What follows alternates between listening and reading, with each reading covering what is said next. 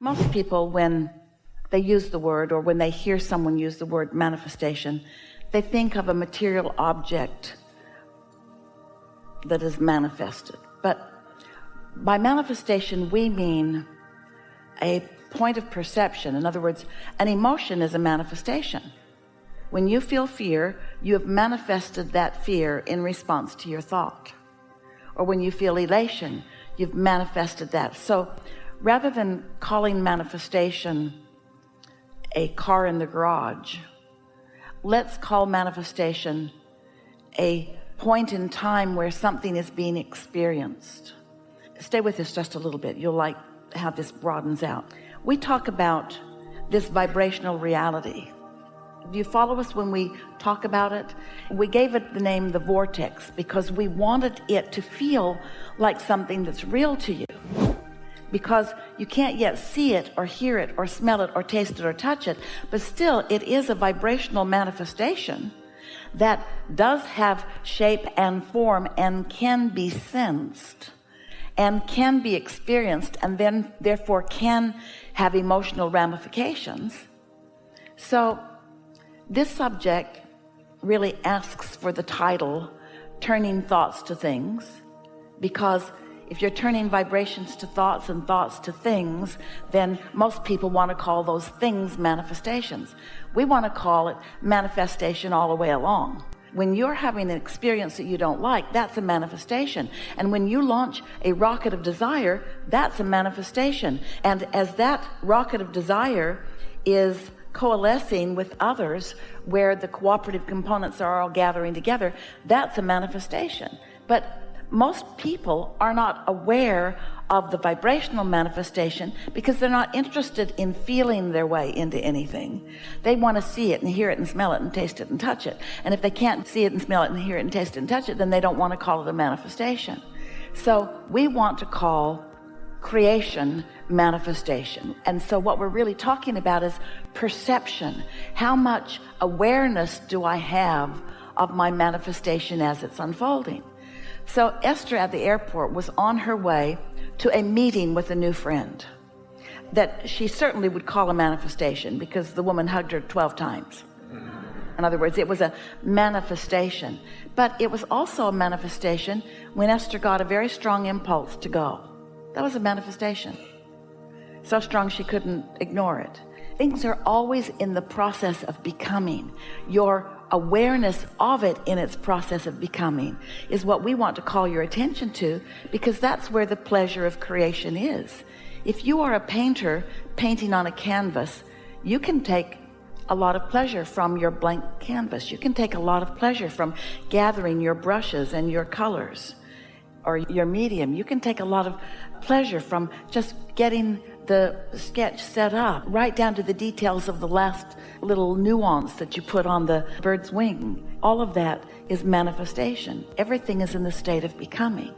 So we want to call your attention to the pleasure that you can feel in the process of becoming. What trips most people up is that they don't want to start taking any pleasure from something until it's manifested. They really mean things such as, well, I will believe it once it has manifested. Once the money's in my bank account, I'll believe I'm rich. Or once the car's in my garage, I'll believe I can have that car. And we want you to take pleasure in all of the phases of manifestation, all of the comings together of it. If you're a sculptor sculpting the clay, we want you to love the feeling of the clay in your hands. And we want you to enjoy the feeling of your hands being inspired to work the clay into the image that you have in your mind. But there is this vibrational clay that is pliable and responsive to your thoughts. So if you were sculpting a vase or something wonderful from this clay, you wouldn't take the clay and sculpt it a little while and then just mess it up and throw it on the floor. But you do that with your thoughts all the time. You sculpt a little and then you throw it on the floor. Then you scrape it up and you sculpt it for a little while, and then you poke its eyes out. Then you sculpt it a little while, and then you rip its tail off. Thoughts are turning to things, and you are the thinker of the thoughts. So if you are giving less attention to how things are taking shape and form, and you're paying more attention to how you feel as it is coming along, then you can enjoy the manifestation long before anybody else can see the car in your garage. Does that make some sense to you? Yeah. And so I feel like I'm the kid in the Christmas story, and I'm talking to Santa Claus, and Santa Claus is asking me what I want. Yeah. And then I say what I want, and he's like... But this Santa Claus, this is what this Santa Claus is saying. Santa Claus is saying, so, kiddo, you've been thinking a whole lot of things, and all of the ingredients have been gathered. So everything that you've ever wished for can flow into your experience. Would you like to focus with me here and now, Santa is saying, and tell me what you would like to see now?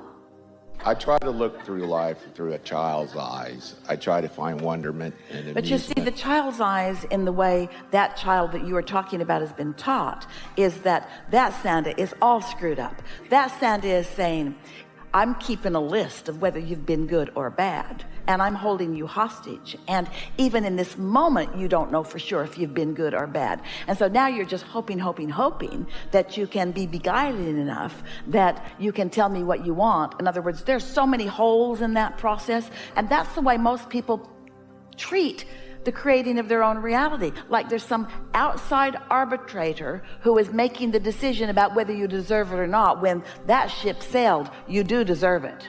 And you are the only one that is withholding anything or letting anything in. You're the one who defines how big you are willing to dream and how much of what you are willing to dream you are willing to let in. You hold it all. You are the Santa that you have come to despise. The Santa that you don't trust, the Santa that let you down, the Santa that gave more to that kid than to you, and he's bad. You know he's bad. How did that rotten little kid get that big old truck? That's not fair, you see. And so all kinds of people come to all kinds of erroneous, flawed premises about how things come to them because they put these beliefs in place that prevents them from trusting in the goodness of the universe that is always flowing to you. Well, see, for me, then, when I see that kid and I see what he wants and he has this desire, and through all these obstacles that come up in front of him, he never stops believing that he wants this. And that, of course, it's a movie, so there's going to be a happy ending or a sad ending. As I'm watching it, never seen it before, I know it's going to have to be a happy movie because it's called A Christmas Story. So this kid's going through this turmoil trying to get this toy that he Why really are you wants. trying to make an analogy that you don't like work for you in this way?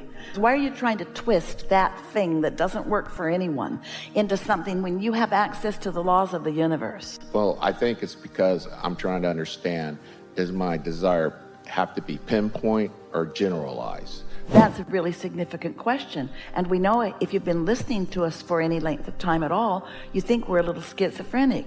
Because sometimes we tell you, be clear, be specific, script what you want. And other times we say, be general, back up, get into a daydream state. But the reason that we say different things to you at different times is because if you don't believe, then stop thinking because you're not helping yourself. If you do believe, then think more because you are helping yourself. If your desire and your belief are in the same place, then the more you think about it, the better you feel. But if your desire and your belief are not in the same place, then the more you think about it, the worse you feel.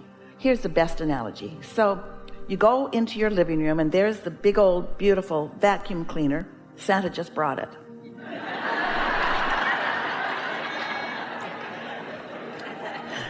And you're going to vacuum the living room, but you don't bother to plug it in. You flip the switch. It's a very quiet vacuum.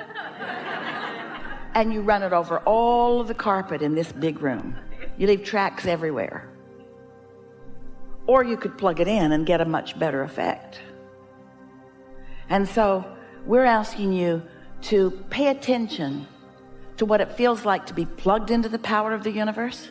Feels like joy, feels like elation, feels like satisfaction, feels like satisfaction on steroids, or to not be plugged in, which feels like insecurity and doubt and competition and struggle and worry. First order of business, are you plugged in? If you're plugged in, think as much as you can think about it, because every thought will be pleasurable. If you're plugged in, think as much as you can about it, not because you need to think about it to make it happen. That's already underway, but because thinking about it is fun. So the rule of thumb is get plugged in and then think about it. And if you're not plugged in, you can't do too much damage if you're not plugged in, because now you don't have the power that creates worlds flowing through you. But there is a pretty steady stream of pessimism and all the thoughts that humans have thought. In other words, you can get a pretty good tailspin going in that nightmare that you think as you're pessimistic about your life.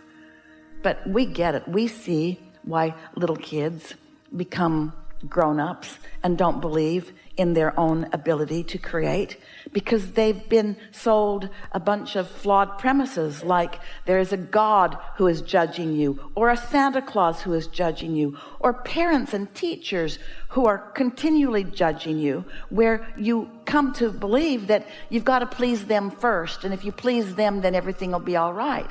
But then they let you down over and over again, because first of all, it's not their job to hold you as their singular object of attention. Next of all, they're not that interested in you. They're not the source through which your well-being flows.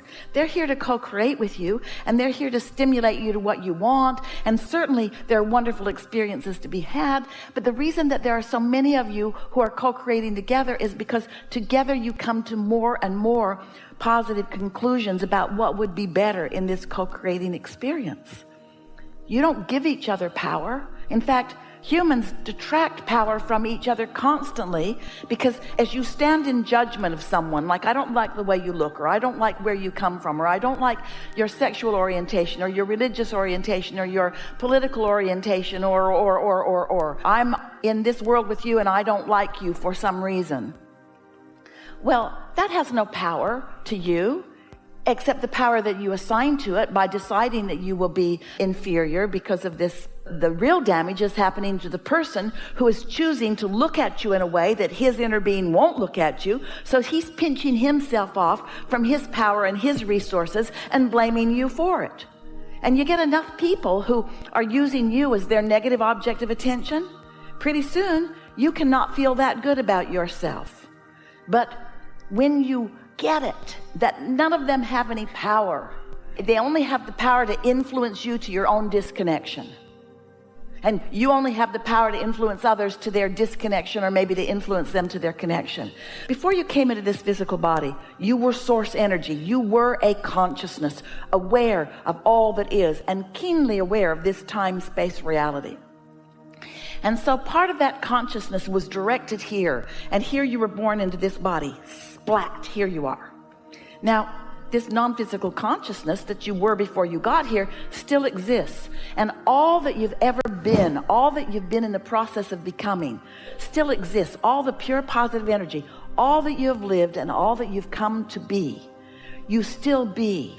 But now, as that non-physical consciousness, you be more, because here is this physical being in a new place, having new experiences and asking for new things. This combination of beings has never been before unto all of the universe.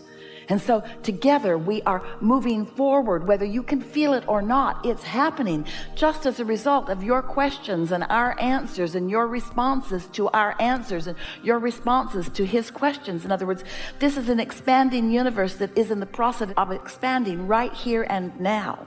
And so you just, not just you, but you all just became more than you were before you came up here and we had this conversation.